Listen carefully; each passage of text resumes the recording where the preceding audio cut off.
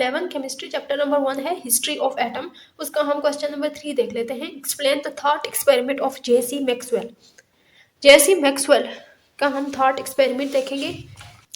James Clerk Maxwell ने एक experiment किया था जिसको टीमन एक्सपेरिमेंट का नाम दिया गया था, और ये एक थॉट एक्सपेरिमेंट है, यानी उसने अपनी सोच के अंदर ये वाला एक्सपेरिमेंट किया था। इस एक्सपेरिमेंट में कुछ इस तरह का सेटअप उसने सोचा था कि 2 कंटेनर हैं और दोनों के अंदर गैस भरी हुई है। एक कंटेनर को हम ए का नाम दे देते हैं, दूसरे को हम बी का नाम दे देते हैं।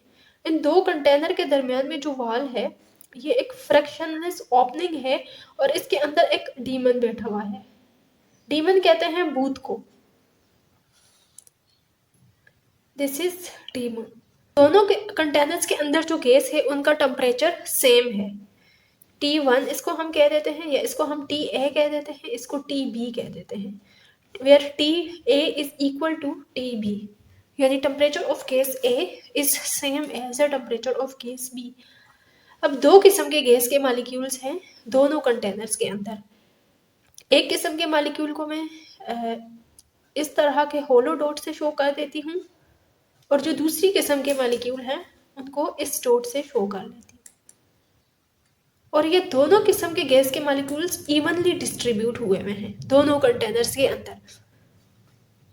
ये मैंने सिर्फ समझाने के लिए इनको अलग बना दिया है और इनको अलग बना दिया है, हकीकत में ये इवनली डिस्ट्रीब्यूट हुए हुए हैं, इस तरह से इवनली डिस्ट्रीब्यूट हुए हुए हैं। सेम यही केस दूसरे कंटेनर के अंदर भी है, दोनों किस्म के मॉलिक्यूल्स इवनली डिस्ट्रीब्यूट हुए हुए हैं।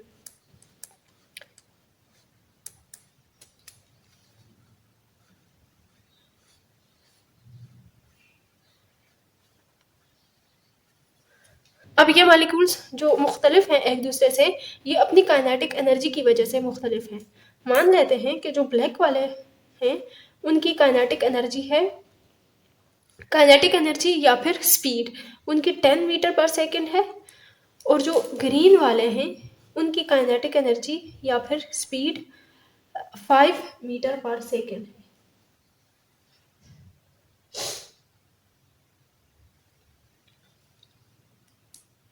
ये चीज़ हम मान लेते हैं।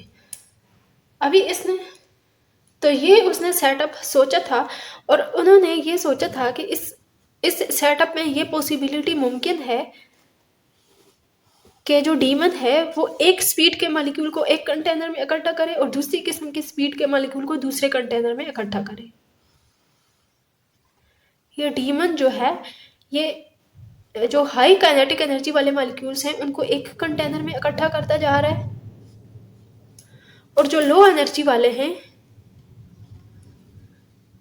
ये ब्लैक वाले हाई एनर्जी वाले हैं, इनको एक कंटेनर में इकट्ठा करता जाता है। और मॉलिक्यूल्स की इस सेपरेशन के दौरान वो कोई एनर्जी का इस्तेमाल नहीं करता। तो जब ये हाई एनर्जी वाले, अब इस साइड वाले जो मॉलिक्यूल्स हैं इनकी लो एनर्जी है, लो काइनेटिक एनर्जी, और इनकी है हाई काइनेटिक एनर्जी। अब जो टेम्परेचर है वो भी काइनेटिक एनर्जी की वजह से होता है। इसकी काइनेटिक एनर्जी चूंकि लो है तो इसका टेम्परेचर भी लो होगा, और इस साइड वाले मॉलिक्यूल्स की काइनेटिक एनर्जी ज़्यादा है तो इनका टेम्परेचर भी हाई होगा।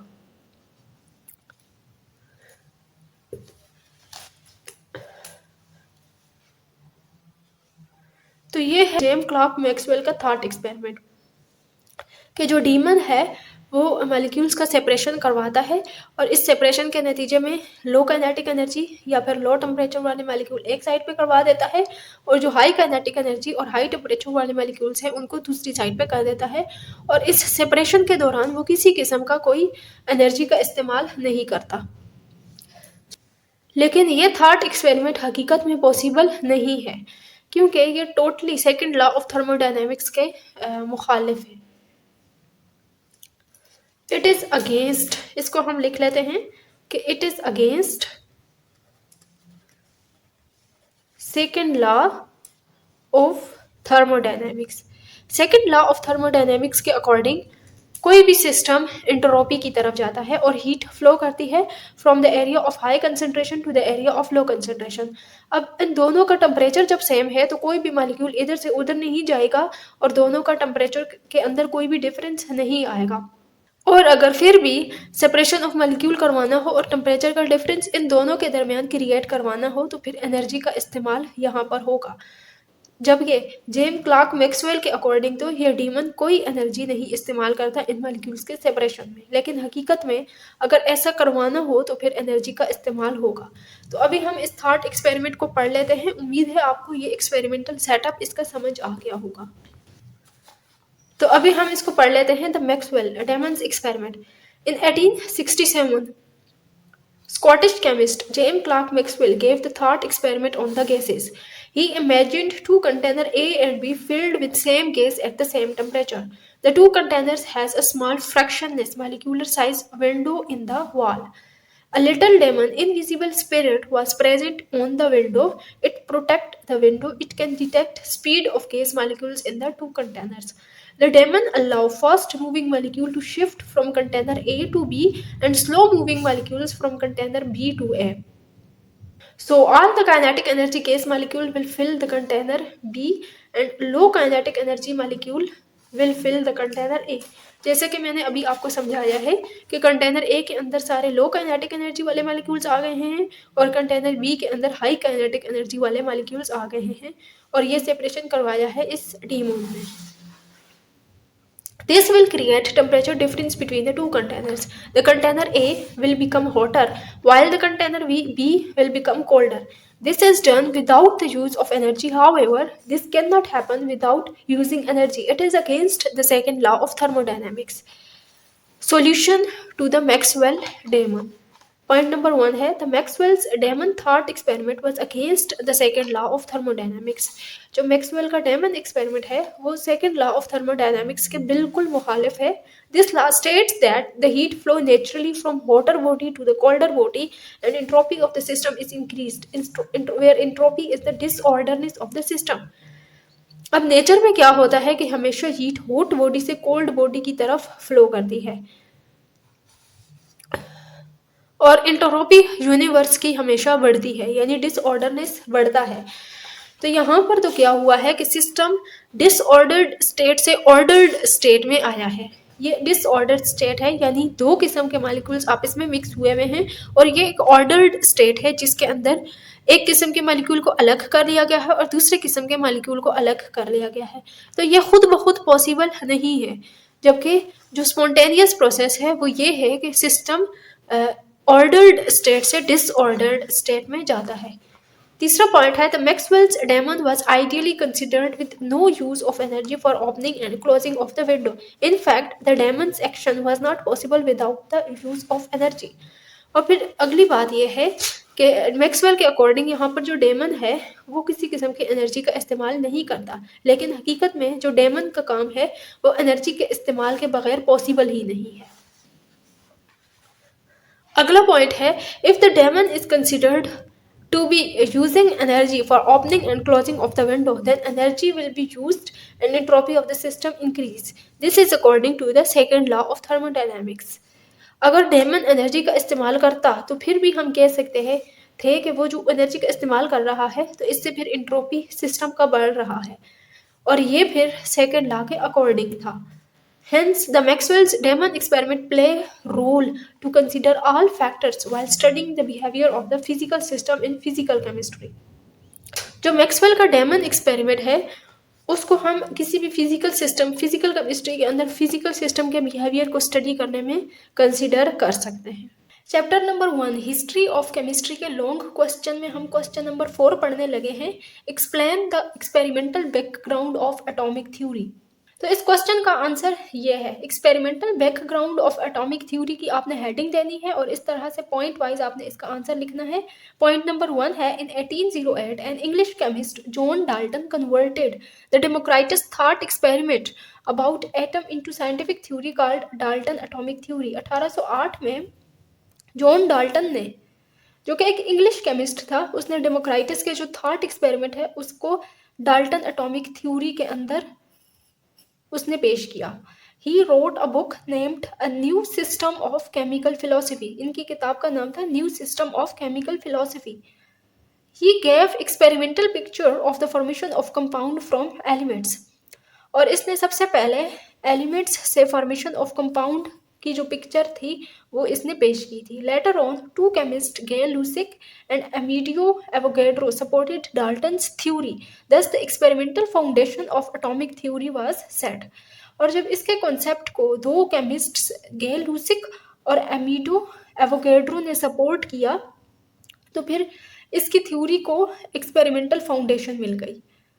Hence, the thought experiment of Democritus was converted to the real experiment and the atomic philosophy of the atomic chemistry. और इस तरह से डेमोक्राइटस का जो थॉट एक्सपेरिमेंट था, यानी उसने जो अपनी सोच के अंदर एक्सपेरिमेंट किया था, वो रियल एक्सपेरिमेंट में कन्वर्ट हो गया। Experimental background of atomic theory का फ्लो शीट डायग्राम देख लेते हैं। सबसे पहले तो डेमोक्राइटस ने एटम का कॉन्सेप्ट दिया था। डेमोक्राइटस के मुताबिक मैटर कंसिस्टेंट और इनडिविजिबल पार्टिकल्स पर मुश्तमिल होता है और उन पार्टिकल्स को एटम का नाम दिया जाता है। अब ये लेट्स सपोज ये मैटर है और ये एक ही किस्म के एटम्स से मिलकर बना हुआ है, और ये जो पार्टिकल्स हैं इसके जिनसे ये बना हुआ है ये एटम्स कहलाते हैं। अगर इन पार्टिकल्स की दो खुसूसियात हों, जैसे कंसिस्टेंट हों और दूसरी बात है कि इनडिविजिबल हों,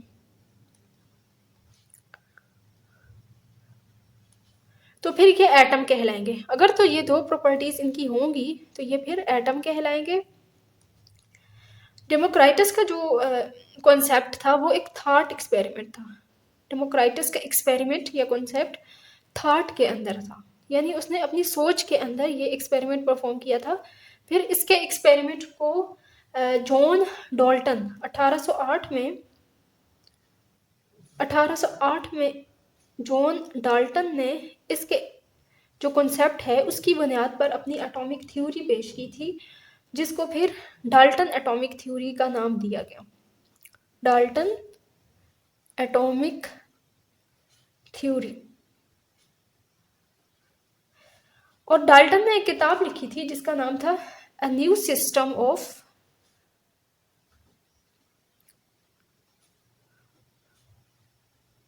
केमिकल फिलॉसफी। इसके अलावा डाल्टन ने जो मेन काम किया था वो फॉर्मेशन ऑफ कंपाउंड पे किया था। Formation of compound.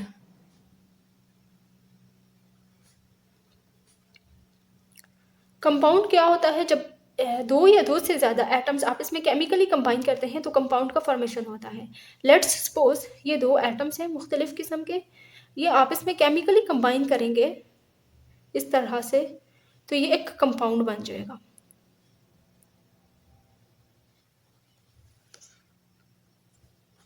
These two are atoms of different type।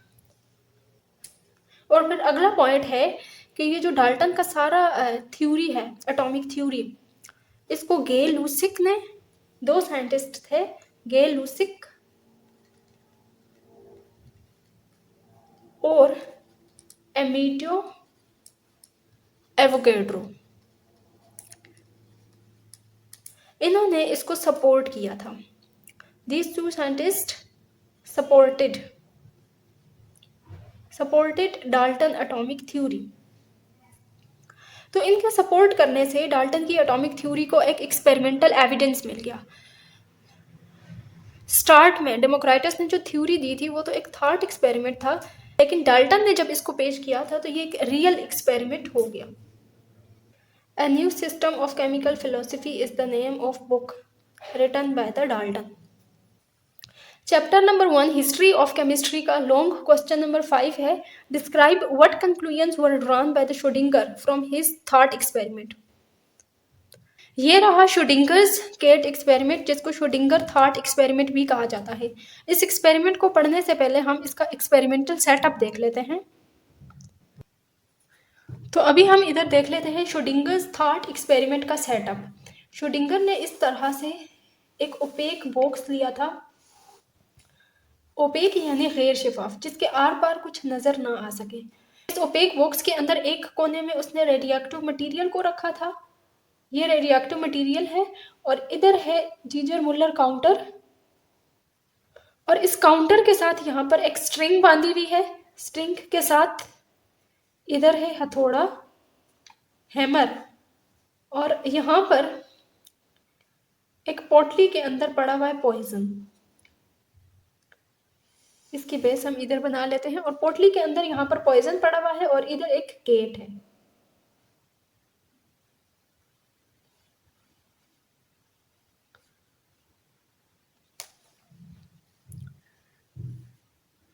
ये वाला सेटअप है श्रोडिंगर थॉट एक्सपेरिमेंट का। इसको लेबल कर लेते हैं। मान लेते हैं कि इस पर्टिकुलर पॉइंट पर ये रेडियो एक्टिव मटीरियल रेडिएशंस को इमिट नहीं कर रहा। जब ये रेडिएशन इमिट नहीं कर रहा तो गीगर मुller काउंटर रेडिएशंस को डिटेक्ट नहीं करेगा और ये फिर हैमर ऐसे ही रहेगा और पॉइजन इस पोटली के अंदर ही रहेगा, ये रिलीज नहीं होगा और केट जिंदा रहेगी। अब हम मान लेते हैं कि रेडियो एक्टिव मटीरियल रेडिएशन को इमिट करता है, तो फिर उस केस में ये सारा एक्सपेरिमेंटल सेटअप कुछ इस तरह से हो जाएगा। अब मान लेते हैं कि रेडियो एक्टिव मटीरियल रेडिएशन को इमिट कर रहा है, तो जब रेडियो एक्टिव मटीरियल रेडिएशन को इमिट करेगा तो ये सेटअप कुछ इस तरह से हो जाएगा।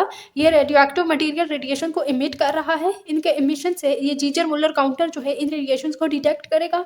जब ये इन रेडिएशंस को डिटेक्ट करेगा तो इस स्ट्रिंग को ढीला कर देगा। इस स्ट्रिंग के ढीले होने से ये हथौड़ा जाकर जहर की पोटली के ऊपर लगेगा और वो पोटली फट जाएगी। जहर की पोटली फटने से ये केट की डेथ हो जाएगी। तो इसी तरह इस एक्सपेरिमेंट में केट की जो लाइफ है वो रेडियो एक्टिव मटीरियल की रेडियो एक्टिविटी पे डिपेंड कर रही है। अगर तो रेडियो एक्टिव मटीरियल रेडिएशन को इमिट नहीं करेगा तो केट जिंदा रहेगी, और अगर रेडियो एक्टिव मटीरियल ने रेडिएशन को इमिट किया तो ये केट मर जाएगी। यानी जो लाइफ ऑफ केट है वो डिपेंड करती है कि आया मटीरियल रेडिएशन को इमिट कर रहा है या नहीं कर रहा। तो मैं यहाँ पर लिख सकती हूँ कि नो रेडियो एक्टिविटी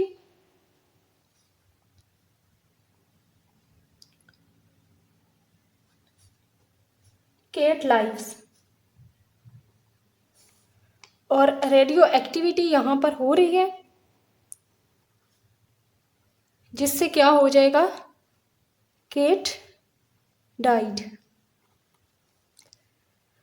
अब बाहर खड़ा ऑब्जर्वर, यहाँ पर अगर कोई ऑब्जर्वर खड़ा हुआ है तो चूंकि ये बॉक्स जो है ये ओपेक है, दिस बॉक्स इज ओपेक, उसको नहीं पता कि अंदर जो केट है वो लाइव है या डेड है। उसको तभी पता चलेगा जब वो बॉक्स को खोल कर देखेगा। अगर बॉक्स बंद है तो उसके दिमाग में दो पॉसिबिलिटीज हैं या दो ख्यालात हैं कि at the given moment cat जिंदा भी हो सकती है और मरी हुई भी हो सकती है। कंफर्म उसको तब होगा जब वो बॉक्स को खोलेगा।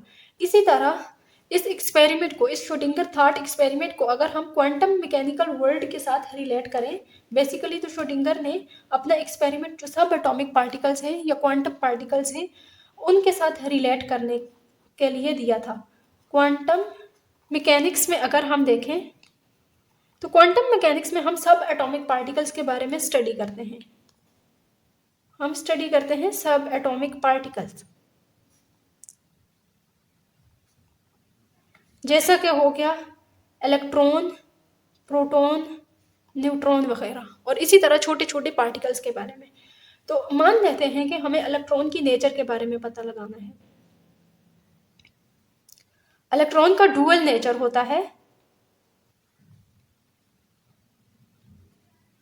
यानी eight the given time electron wave के तौर पर भी एक्ट करता है और इलेक्ट्रॉन पार्टिकल के तौर पर भी एक्ट करता है। हमने इलेक्ट्रॉन के ऊपर अभी कोई एक्सपेरिमेंट नहीं किया, तो हम इलेक्ट्रॉन के बारे में कंफर्म नहीं बता सकते कि electron at a particular point wave है या फिर पार्टिकल है। इलेक्ट्रॉन के नेचर के बारे में तभी कंफर्म होगा जब हम इसके ऊपर एक्सपेरिमेंट करेंगे। वेव नेचर इसका पता चलता है हमें डबल स्लिट एक्सपेरिमेंट से, और इसका पार्टिकल नेचर हमें पता चलता है किसी भी डिटेक्टर की मदद से। तो जैसे कि यहाँ पर बॉक्स को खोले बगैर ऑब्जर्वर नहीं बता सकता था कि केट जिंदा है या मरी हुई है, इसी तरह सब एटॉमिक पार्टिकल्स जैसे इलेक्ट्रॉन है उसके बारे में हम नहीं बता सकते कि एट अ गिवन पॉइंट वो वेव के तौर पर एक्ट कर रहा है या फिर पार्टिकल के तौर पर एक्ट कर रहा है। इलेक्ट्रॉन के नेचर के बारे में हमें तभी पता चलेगा जब हम इलेक्ट्रॉन के ऊपर एक्सपेरिमेंट करेंगे। उम्मीद है आपको ये श्रोडिंगर थॉट एक्सपेरिमेंट और इसका सेटअप समझ में आया होगा। ये रहा श्रोडिंगर थॉट एक्सपेरिमेंट, इसको समझना बहुत आसान है। पहला पॉइंट है, Erwin Schrodinger was the Austrian scientist. Europe का एक मुल्क है ऑस्ट्रिया। अरविंद श्रोडिंगर का ताल्लुक ऑस्ट्रिया से था। He explained a cat experiment picture during the discussion with Einstein about the quantum mechanics problem. और श्रोडिंगर ने अपनी जो केट एक्सपेरिमेंट वाली पिक्चर है ये आइंस्टाइन के साथ डिस्कस की थी क्वांटम मैकेनिकल प्रॉब्लम को सॉल्व करने के लिए। So his Kate experiment played an essential role in the development of quantum mechanics.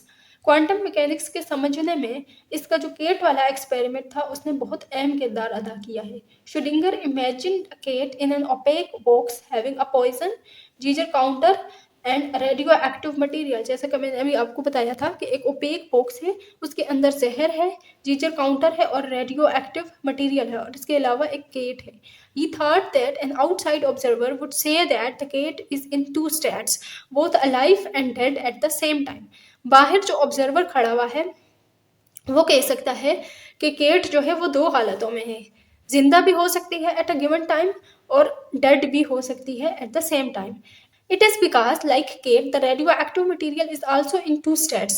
It decays and does not decay at the same time. ये इसलिए कि जो केट है उसकी ज़िंदगी डिपेंड करती है रेडियो एक्टिव मटीरियल की रेडियो एक्टिविटी पे, और जो रेडियो एक्टिव मटीरियल है वो eight the given time decay कर भी सकता है और नहीं भी कर सकता। अब रेडियो एक्टिव मटीरियल की खासियत होती है कि वो डिके करता है और रेडिएशन को इमिट करता है, लेकिन उसका टाइम ऑफ डिके मुख्तलिफ हो सकता है He thought when the radioactive material decayed, the Geiger counter received radiations emitted from that material. It pushed the hammer of the container having poison. Thus, the container opened and poison come out which killed the cat. जब radio active material ने radiations को emit किया तो जीजर counter ने उन radiations को detect किया और फिर जो हथौड़ा है वो जाकर पॉइजन के कंटेनर के ऊपर लगा और पॉइजन का कंटेनर फट गया, जहर बाहर निकल आई और केट जो है वो मर गई। If the radio active material did not decay then the cat would remain alive. और अगर रेडियो एक्टिव मटीरियल डिके ना करता तो फिर केट जिंदा रहती। Schrodinger's cat thought experiment showed two states. Schrodinger का जो एक्सपेरिमेंट है इसके अंदर दो हालतें पॉसिबल हैं, डिकेड मटेरियल डेड केट और undecayed material alive cat. Material अगर डिके हुआ है तो केट मर जाएगी और अगर मटेरियल डिके नहीं हुआ तो केट जिंदा रहेगी। From outside the box, it is not certain whether the radioactive material decays or not, and the cat is alive or dead. It is confirmed only when the box is opened and the material and the cat interact with the real world. अब बाहर खड़े observer को नहीं पता कि cat जिंदा है या मर गई है, ये उसको तभी पता चलेगा जब वो बॉक्स को ओपन करेगा और केट जो है वो रियल वर्ल्ड के साथ इंटरैक्ट करेगी। तो Schrödinger's thought experiment can be related with this equation. This equation gave the foundation of quantum mechanics, hence quantum chemistry. अब श्रोडिंगर का जो केट एक्सपेरिमेंट था उसने क्वांटम मैकेनिक्स की बुनियाद रखी और इसी तरह क्वांटम केमिस्ट्री की भी बुनियाद रखी। The equation gave the idea that atom and subatomic particles exist in two states. जो इलेक्ट्रॉन है जैसे सब एटॉमिक पार्टिकल जैसा कि एक इलेक्ट्रॉन है वो दो स्टेट्स में पाया जा सकता है, पार्टिकल और wave at the same time. The two states become one state when they are observed and measured. और ये जो दो हालतें हैं ये हमें एक हालत लगेगी जब हम इसको ऑब्जर्व करेंगे और इसको मेजर करेंगे।